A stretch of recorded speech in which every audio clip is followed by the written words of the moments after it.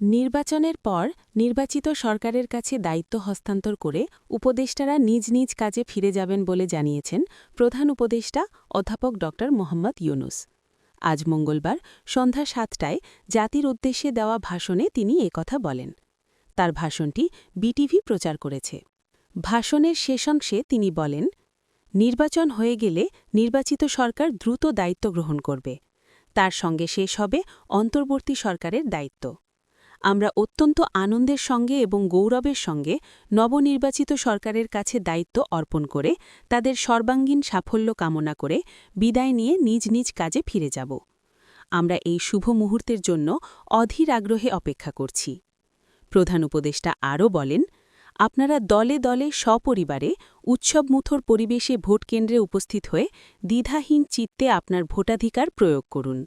আপনার মূল্যবান ভোট দিয়ে নতুন বাংলাদেশ গড়ার দরজা খুলে দিন। দেশের চাবি আপনার হাতে, সে চাবিটি সঠিকভাবে ব্যবহার করুন।